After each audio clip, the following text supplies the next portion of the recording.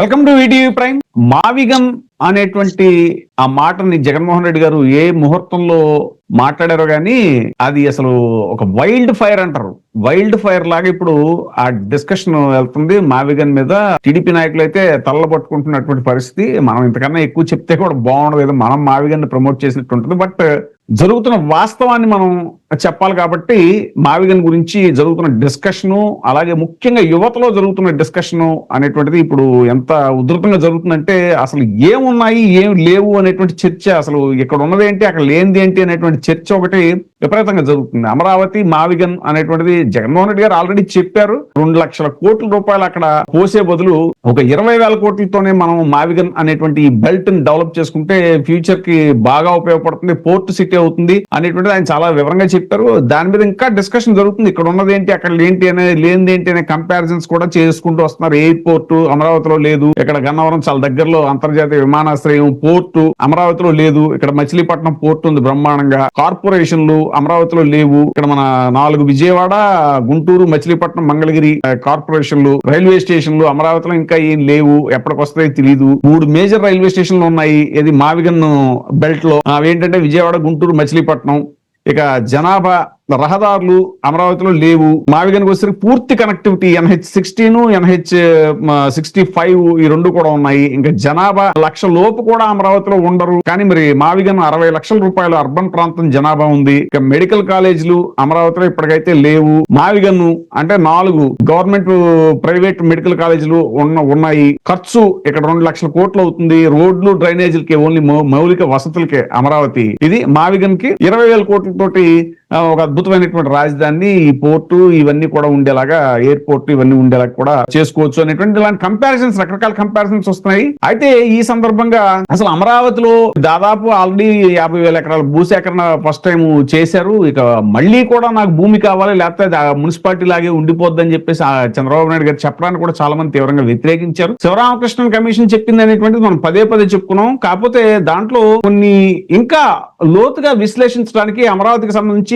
ఆ భూములు అసలు వాటిలో కట్టొచ్చా, రాజధాని లేదా అనేటువంటి విషయాన్ని లోతుగా అధ్యయనం చేసినటువంటి ప్రముఖ సామాజికవేత్త, అలాగే హైకోర్టు అడ్వకేట్ శ్రీ అశోక్ గారు మనతో ఉన్నారు. సార్ నమస్తే. సార్ మోహన్ గారు నమస్కారం. సార్ అదే సార్, ఇప్పుడు ఏంటి అమరావతిలో అసలు ఈ స్థాయిలో మరి ల్యాండ్ పూలింగ్ చేశారు, దీని గురించి అసలు పూర్వపరాలు ఇవి, దీనికి చట్టబద్ధత ఉందా?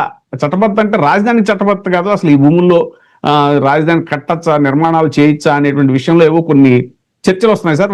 వాటి గురించి మీరేమంటారు? సార్, ఇప్పుడు రాజధాని అనేది రాష్ట్ర ప్రభుత్వం యొక్క ఇష్టం, ఎక్కడైనా కట్టుకోవచ్చు, దానికి అబ్జెక్షన్ అయితే ఎవరికి లేదు. కానీ అట్ ద సేమ్ టైం కొన్ని చట్టాలు ఉన్నాయి. ఆ చట్టాలను ఫాలో అవ్వాల్సిన బాధ్యత ప్రజలతో పాటు ఎక్కువ బాధ్యత ప్రభుత్వానికి ఉంటది. కానీ ఇక్కడ అమరావతిలో ఏం జరుగుతుంది, 3 పంటలు పండే భూమి, అది చాలా నల్లగా ఉండి అద్భుతమైన పంటలు ఇచ్చే భూమి, అది మన ఆంధ్రప్రదేశ్ లోనే అత్యంత విలువైన భూమి, అది పంటల వరకు. కానీ ల్యాండ్ అక్విజిషన్ యాక్ట్ 2013 ప్రకారం శ్రీకృష్ణ కమిషన్ ఆల్రెడీ చెప్పింది దీని మీద. ఏమని? ఇది 3 పంటలు పండే భూమి, ఇది మల్టిపుల్ క్రాప్ వ్యవసాయ భూమి కాబట్టి దీంట్లో ఎటువంటి కాంక్రీట్ నిర్మాణాలు చెయ్యకూడదు, బిల్డింగ్లు కట్టకూడదు, ఇది కమర్షియల్ గా కన్వర్ట్ చేయకూడదు. ఇది ఈ ల్యాండ్ అక్విజిషన్ యాక్ట్ 2013 చెప్తుందండి. మీరు శ్రీకృష్ణ కమిషన్ వారు చెప్పింది కాదు. ఈ యాక్ట్ నేను మీకు చెప్తున్నాను యాజ్ అడ్వకేట్ గా. నాకు చిన్న డౌట్ సార్, అంటే మళ్ళీ ఇది రేపు పొద్దున ఎవరైనా రేస్ చేస్తారేమో అని డౌట్ నాకు కూడా వచ్చింది. ఇప్పుడు మీరు ల్యాండ్ అక్విజిషన్ యాక్ట్ గురించి చెప్తున్నారు, బట్ ఇది ల్యాండ్ పూలింగ్ అని కదా వాళ్ళు చెప్తున్నారు, దానికి టెక్నికల్ ఇది ఉంటుందా? నేను అక్కడికే వస్తున్నాను. ఓకే. ఇప్పుడు వీళ్ళు ఏం చేశారంటే ఒక జిమ్మిక్ ఇందులో ఈ ల్యాండ్ అక్విజిషన్ యాక్ట్ 2013 ప్రకారం ఆ ల్యాండ్ ని సేకరించడానికి చట్టాలు ఒప్పుకోవు, అనుమతించవు ఇక్కడ ఆ భూమిని తీసుకోవటానికి. ఎందుకంటే 3 పంటలు పండే భూమి, అది చాలా విలువైంది. దీన్ని ఆ చట్టం అంగీకరించదు కాబట్టి అలా తీసుకోవటానికి పూలింగ్ అనే మాటని ఇక్కడ ఏర్పాటు చేశారు. అంటే స్వచ్ఛందంగా రైతులు వాళ్ళందరికి వాళ్ళు ఇస్తున్నారు అని. అంటే చట్టంలో చిన్న వెలిగి పెట్టారు. ఏమని? బలవంతంగా తీసుకోకూడదు, వాళ్ళందరికీ అడిగితే తీసుకోవచ్చు కదా. దీన్ని ఇక్కడ ఈ గత ప్రభుత్వం కానీ ప్రజెంట్ ప్రభుత్వం ఏదైతే ఉందో ఈ ల్యాండ్ ని సేకరించడానికి ల్యాండ్ పూలింగ్ అనే మాటను వాడారు.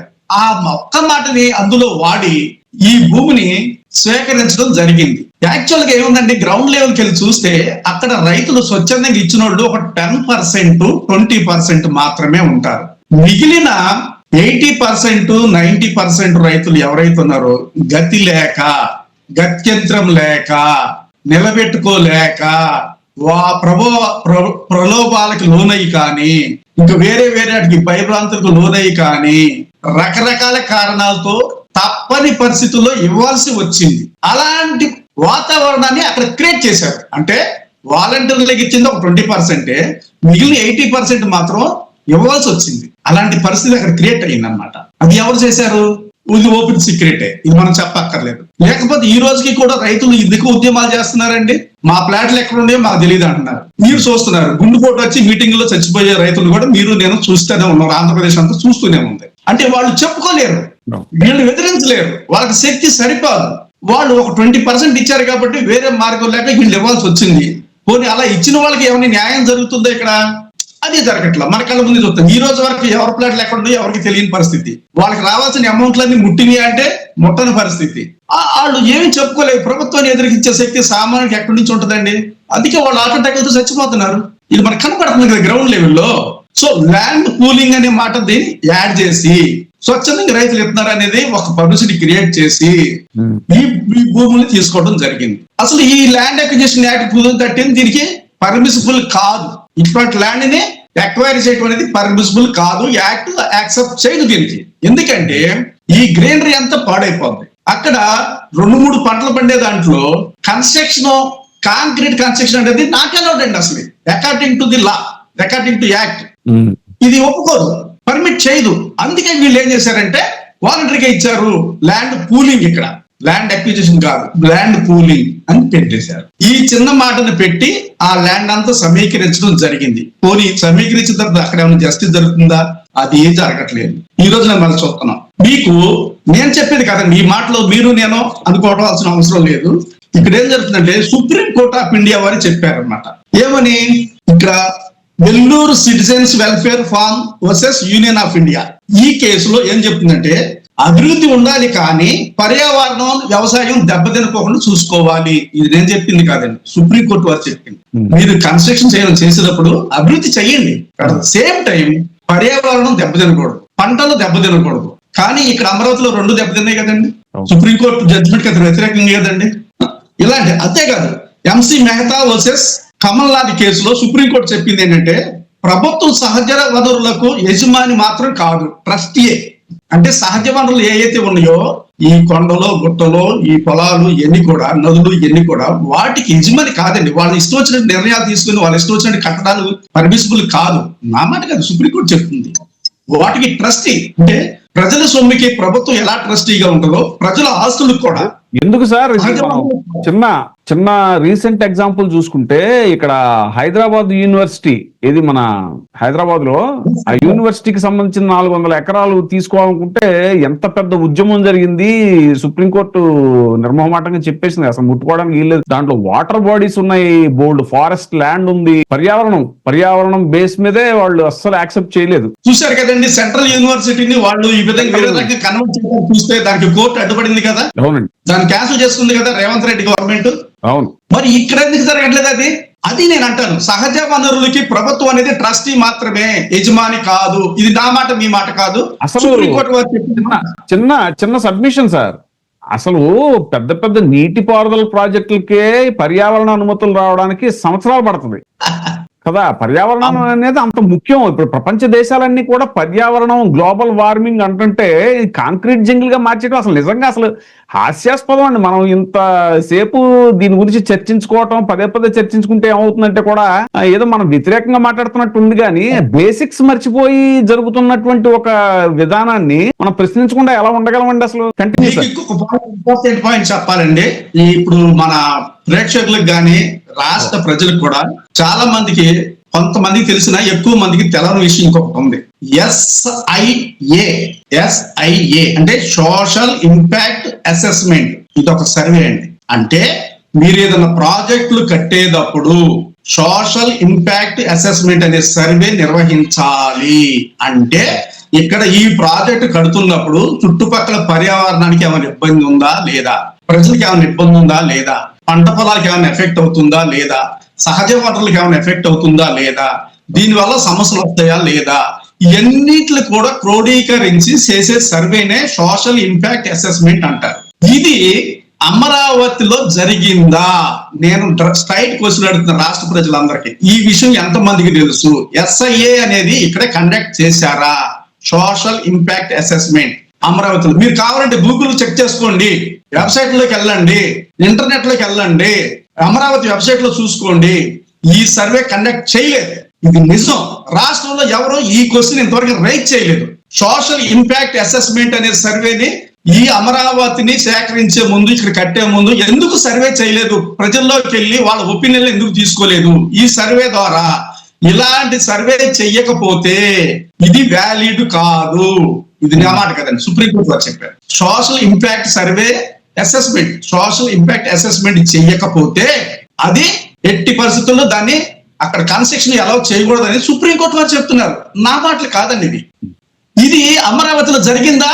మీరు వెబ్సైట్ లో చూసుకుంటే జరగలేదని చెప్పొద్ది, ప్రజలందరూ చూసుకోవచ్చు. ఇవాళ ఇంకోటి సార్, ఇప్పుడు ఋషికొండ విషయంలో, ఇదే ఋషికొండ విషయంలో అక్కడ ఆల్రెడీ ఎగ్జిస్టింగ్ భవనాలనే కొద్దిగా ఎక్స్పాండ్ చేసి ఇది చేసినందుకు ఋషికొండను బోడిగుండి చేసేశారు, ఇంకేముంది పర్యావరణాన్ని విధ్వంసం చేసేశారు అని ఆయన డిప్యూటీ సీఎం గారు వెళ్ళి మొత్తం అవన్నీ చూసి నానా యాగి చేసినటువంటి విషయం మనం చూసాము. మరి అసలు పెద్ద 50,000 ఎకరాలు, మళ్ళీ ఇంకో 50,000 ఎకరాలు అంటున్నారు, దాదాపు 1,00,000 ఎకరాల్లో పర్యావరణ విధ్వంసం అంటే ఇది అసలు ఎక్కడ చర్చకి రాకుండా అసలు చాలా విచిత్రంగా ఉంది సార్. మనం మాట్లాడుకుంటున్నాం కాబట్టి ఇప్పుడు ఇక్కడ తమరు మాటకి ఇంకొక సమాధానం చెప్పాలి. నేను అడ్వకేట్ గా హైకోర్టులో ఒక రిట్ పిటిషన్ మూవ్ చేశానండి. నూజివీడు దగ్గర సిద్ధార్థ నగర్ అనేది ఒకటి ఉంది. అక్కడంతా ఫారెస్ట్ ల్యాండ్ అండి మొత్తం కూడా. ఈ ఫారెస్ట్ ల్యాండ్ కొంతకాలం నుంచి అక్కడ అగ్రికల్చరల్ పొలాలు పండించుకోవడం, చిన్న చిన్న సేద్యం చేసుకోవడం చేస్తున్నారు చుట్టుపక్కల గ్రామస్తులు. బట్ ఈ మధ్య కాలంలో వాళ్ళు ఏం చేశారంటే ఆ ఫారెస్ట్ ల్యాండ్ లో కాంక్రీట్ కన్స్ట్రక్షన్ స్టార్ట్ చేశారు, బిల్డింగ్లు కట్టడం. అది ఫారెస్ట్ యాక్ట్ ప్రకారము concrete constructions are not allowed in forest land. ఇది సుప్రీంకోర్టు చెప్తుంది, యాక్ట్ కూడా అదే చెప్తుంది. దాని మీద ఆ గ్రామంలో ఉన్న ఒక శరత్ కుమార్ అనే అతను, ఒక స్వచ్ఛంద సంస్థ అతను ఏం చేశాడంటే కొంచెం సోషల్ వర్కర్ ఆయన. నెంబర్ ఆఫ్ టైమ్స్ కలెక్టర్ గారికి, ఎంఆర్ఓ గారికి, అక్కడ ఉన్న లోకల్ గవర్నమెంట్ ఎవరైతే ఉన్నారో వాళ్ళందరికీ రిప్రజెంటేషన్ ఇచ్చారండి. ఏమంటే వీళ్ళు ఫారెస్ట్ ల్యాండ్ లో కాంక్రీట్ కన్స్ట్రక్షన్ చేస్తున్నారు, అవి మీరు అలౌ చేయొద్దని చెప్తే వాళ్ళు ఎవరు పట్టించుకోలేదు. మన ఆంధ్రప్రదేశ్ లో అధికారులు పట్టించుకొని పనిచేస్తే ఆశ్చర్యం, కానీ పట్టించుకోకపోతే పెద్ద ఆశ్చర్యం ఏముంది? వాళ్ళు ఎవరు పట్టించుకోలేదు. దాంతో ఆయన నన్ను అప్రోచ్ చేయడండి. దాని మీద నేను హైకోర్టులో రిట్ పిటిషన్ వేశాను. దాని మీద హైకోర్టు వారు అన్ని స్పందించి ఈ ఫారెస్ట్ ల్యాండ్స్ ఏదైతే ఉన్నాయో వాటిలో కాంక్రీట్ కన్స్ట్రక్షన్స్ అనేది నాట్ అలౌడ్ అని చెప్పేసి స్టే ఇచ్చింది సార్. స్టే ఇస్తూ నోటీసులు ఆ లోకల్ పోలీస్ కి, ఎంఆర్ఓకి, కలెక్టర్ కి, ఆ ఫారెస్ట్ రేంజర్ కూడా నోటీసులు ఇవ్వడం జరిగింది. సో నేనేమంటానంటే ఒక ఫారెస్ట్ ల్యాండ్ లోనే కాంక్రీట్ కన్స్ట్రక్షన్స్ నాట్ అలౌడ్ అని చెప్పి చట్టాలు చెప్తుంటే, మీరు 3 పంటలు పండే భూముల్లో కాంక్రీట్ కన్స్ట్రక్షన్స్ మామూలుగా కాదు, బహుళ అంతస్తులు అని చెప్తున్నారు. మరి పైగా బహుళ అంతస్తులు కన్స్ట్రక్షన్స్, కాంక్రీట్ రోడ్లు వేస్తున్నారు, సిమెంట్ రోడ్లు వేస్తున్నారు. ఇవన్నీ పర్యావరణానికి ఎంత ప్రమాదం. ఇదంతా అలా పక్కన పెడితే ఎవరైనా నదికి పైభాగంలో బిల్డింగ్లు కట్టుకుంటారు, ఎందుకంటే వరదలో ముప్పు రాకోకుండా, ప్రాబ్లమ్స్ లేకుండా భవిష్యత్తులో. ఇక్కడేమవుతుందండి, నది పైన ఉంది, అమరావతి కింద ఉంది. అయ్యో, దాంతో ఏమవుతుంది? ఇప్పుడు రేపు పొద్దున వర్షాలు వచ్చి ఇప్పుడు 2 నెలలు ఆగితే వర్షాకాలం వస్తుందండి జూన్ నెల నుంచి. ఈ నీళ్ళని అమరావతిలో నీటి పోసుకొని ముందు పోసుకోవాలి. ఆల్రెడీ రిజర్వాయర్లు కడతాం ఉన్నారు కదా, ఇప్పుడు రిటైనింగ్ వాళ్ళు కూడా కడతామని అంటారేమో మరి మాట అంటే. మీ మాటకి నేను వస్తున్నాను సార్. ఇక్కడ రిజర్వాయర్లు కడతారు, ఎయిర్పోర్ట్ కడతారు, రైల్వే లైన్ వేస్తారు, రోడ్లు వేస్తారు, డ్రైనేజీలు వేస్తారు, కరెంట్ లైన్ లాగుతారు. ఇవన్నీ మార్కెట్లో ఉన్నాయి కదా. అదే కదా జగన్మోహన్ రెడ్డి గారు చెప్తున్నారు. మీకు రోడ్డు కనెక్టివిటీ ఉంది, రైల్వే కనెక్టివిటీ ఉంది, ఎయిర్పోర్ట్ కనెక్టివిటీ ఉంది, రేపు షిప్ యార్డ్ కనెక్టివిటీ వస్తుంది, హైవే ఉంది, కారిడార్ ఉంది, అన్ని ఉన్నదాన్ని పక్కన వదిలిపెట్టుకొని ఏమీ లేని దాని దగ్గర ఎన్ని చేస్తానంటే ఖజానా ఏదండి? అన్ని ఉన్నాయి సార్, వాళ్ళకి కావాల్సిన వాళ్ళ భూములు మాత్రం అక్కడ లేవు కదా, మరి ఇక్కడ ఉన్నాయి. ఇది నేను విమర్శ కాదండి, చట్టం చెప్తున్నాను, సుప్రీంకోర్టు జడ్జిమెంట్ చెప్తున్నాను. పర్యావరణ విషయంలో ఎలాంటి జాగ్రత్తలు తీసుకోవాలి, ఈ ప్రభుత్వం ఇలాంటి జాగ్రత్తలు తీసుకుందా లేదా, ఎట్టి పరిస్థితుల్లో ఇవి పర్మిసిబుల్ కాదు. మీరు అన్నట్టు ల్యాండ్ ఎక్విజిషన్ యాక్ట్ లో 2013 వాళ్ళు ఏది ల్యాండ్ పూలింగ్ అనే చిన్న మాట పెట్టి రైతుల దగ్గర నుంచి ఈ పొలాలు తీసుకోవడం జరిగింది. 3 పంటలు పండే పొలాలు. ఈ రోజు పరిస్థితి ఏంటండి? వాళ్ళకి న్యాయం జరగల. ఇక్కడ దీన్ని ఫుల్ఫిల్ ఎప్పుడు చేస్తారో తెలియదు. 10 సంవత్సరాల 20 సంవత్సరాల 30-40 సంవత్సరాల తెలియదు. దీనికి అంతం లేకుండా పోతుంది. అంటే రాజధాని అంటే ఏంటి? సెక్రటరియట్, హైకోర్టు, అసెంబ్లీ హాల్, ఇది రాజధాని అంటారు. మరి అక్కడ నగరాన్ని నిర్మిస్తామని చెప్తున్నారు. నగరం నిర్మించడం అనేది 1 సంవత్సరంలోనో 10 సంవత్సరాల్లోనో జరిగే పని కాదు సార్. అది ప్రాక్టికల్ గా చాలా కష్టమైన పని. నగరాలు నిర్మిస్తే రావు. స్వయంకృతిగా కొంత ఏర్పాటు జరగాలి. దానికి టైం బేయింగ్ ఉంటుంది. అంతేగాని మీరు నగరం ఏర్పాటు చేస్తారంటే ఇది అయ్యే పని కాదు కదా. పైగా మనకుండా ఫైనాన్షియల్ క్రైసిస్ లో ఇది ఎలా జరుగుద్ది? దీనికి ఎక్స్ప్లెనేషన్ ఎవరు ఇవ్వట్లేదండి. ఎంతసేపు విమర్శిస్తున్నారు, అమరావతి అంటే వ్యతిరేకిస్తున్నారు అని ఒక గుడ్డిగా దాన్ని మీరు మాట్లాడుతున్నారే కానీ ప్రాక్టికాలిటీగా ఏది ఇక్కడ అది మేము అడుగుతున్నాం. ప్రాక్టికాలిటీగా ఇది పాసిబుల్లా, ఎలా పాసిబుల్ అనేది వివరించాలి కదా. అది వివరించుకోకుండా మొహం మీద పేడదలేసి మీరు గడుక్కోండి అంటే వాట్ ఈస్ దిస్ సార్? అంటే ఎన్ని జనరేషన్లు అయిపోవాలి? ఎన్ని జనరేషన్లు అవ్వాలి? ఈ అమరావతి రెడీ అయ్యేసరికి ఎన్ని జనరేషన్లు? ఇప్పుడు ఉన్నవాళ్ళంతా ఉంటారా? జరిగే పనేనా? ప్రాక్టికల్ గా ఆలోచిద్దాం సార్. మన ఊర్లో మనకి రాజధాని కడతారంటే వద్దనే మురుకుడు ఎవరు ఉంటారు సార్? కానీ ప్రాక్టికల్ గా పాసిబుల్ కాదని కదా చెప్పేది మేము.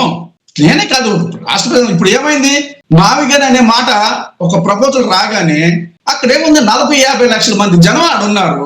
అక్కడ కడితే రాజధాని అద్భుతంగా డే నుంచి మీకు ఆ ఫ్రూట్స్ ఇవ్వడం మొదలవుద్ది. కానీ ఇది ఎప్పటి నుంచి? 30 సంవత్సరాలకా 40 సంవత్సరాలకా 50 సంవత్సరాలకా అమరావతి నుంచి ఫ్రూట్స్ వస్తాయి మనకి? ఆ పొలాలు వస్తాయి చెప్పండి. ఆ మాట మనం కాదండి, వాళ్ళే అంటున్నారు కూడా. 30-40 సంవత్సరాలు పైన పడుతుందని వాళ్ళే అంటున్నారు కదా. అది కరెక్టేనా? ప్రాక్టికల్ అది కరెక్టేనా? ఇక్కడ డబ్బులు ఏదండి? ఖజానా ఏదండి? ఇన్కమ్ ఏదండి? సెల్ఫ్ సస్టైన్ అంటారు రాజధాని. డబ్బులేది వచ్చిందంతా దానికి పోతే అటు విజయనగరం నుంచి శ్రీకాకుళం నుంచి ఇటు చిత్తూరు వరకు ఈ జిల్లాలన్నీ ఏమైపోవాలి? ఈ ప్రజలంతా ఏమైపోవాలి? ఒక్క రాజధాని కోసం వీళ్ళందరూ సఫర్ అయ్యి డెవలప్మెంట్ లేక రాష్ట్రం అంతా ఈ విధంగా ఎనగబడిపోతే ఒక రాజధాని డెవలప్ అయితే రాష్ట్రం డెవలప్ అయిపోయినట్టేనా? వద్దా? అది జరిగే పనేనా? అది కరెక్టేనా? ఆ విధానం కరెక్టేనా? కానీ ఇక్కడ మావిగన్ అనే విషయం ఏమంటున్నారు జగన్మోహన్ రెడ్డి గారు? డే 1 నుంచి మీకు ఫ్రూట్స్ స్టార్ట్ అవుతాయి అంటున్నారు. డే 1 నుంచి మీకు వర్క్ స్టార్ట్ అవుతుంది. ఆ ఇంపాక్ట్ అన్నీ కనపడదని చెప్తున్నారు. ఎస్, ఇట్స్ ప్రాక్టికల్ గా నిజమే. అది కనిపిస్తుంది మనకి. అన్ని ఉన్నాయి కదా. రోడ్ ఉంది, రైల్వే ఉంది, అన్ని కనెక్ట్ అయ్యి ఉన్నాయి కదా. ఎయిర్పోర్ట్ ఉంది, రేపు షిప్ యార్డ్ వస్తుంది. నువ్వు చిన్న రోడ్లు కనెక్ట్ చేస్తే దానికి దీనికి అన్ని అయిపోతాయి. టైలర్ మేడ్ అంటారండి, టైలర్ మేడ్ అంటారు కదా, అలాగా.